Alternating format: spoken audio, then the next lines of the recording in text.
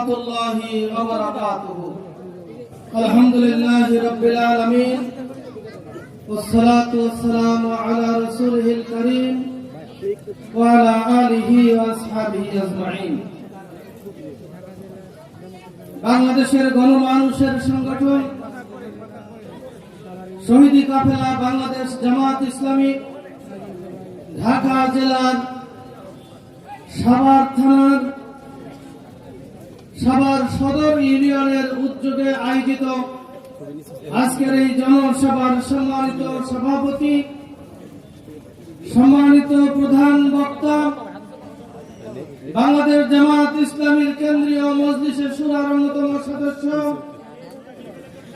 ঢাকা জেলার সংগ্রামী সেক্রেটারি, ঢাকা 19 আসনের জামাত মনোনীত এমপি প্রার্থী জননেতা অধ্যক্ষ মাওলানা আফজাল হোসেন, মঞ্চে উপবিষ্ট প্রধান বক্তা এবং বিশেষ অতিথি অ্যাডভোকেট শহীদুল ইসলাম, এই এলাকার গণমানুষের নেতা, সাভার পৌরসভার জামাত মনোনীত মেয়র প্রার্থী হাসান মাহবুব মাস্টার, এই ইউনিয়নের জামাত কর্তৃক মনোনীত প্রার্থী মাওলানা আব্দুর রহিম এবং সাংবাদিকবৃন্দ,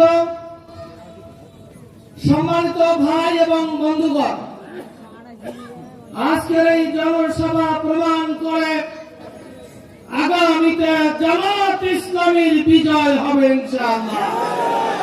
এটা একটি ইউনিয়নের জনসভা।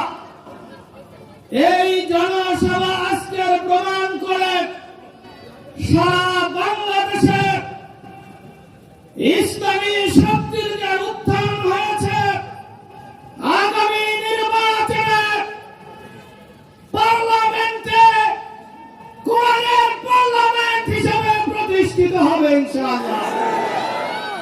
সম্মানিত ভাই এবং বন্ধুগণ, আপনারা লক্ষ্য করেছেন দীর্ঘ 54 বছরে বিশ্ববিদ্যালয়গুলোতে অস্ত্রের ঝঞ্ঝানি ছিল, বেশি শক্তি ছিল, ছাত্রদের অধিকার নিয়ে ছাত্র সংগঠনগুলো রাজনীতি করার সুযোগ পায় নাই।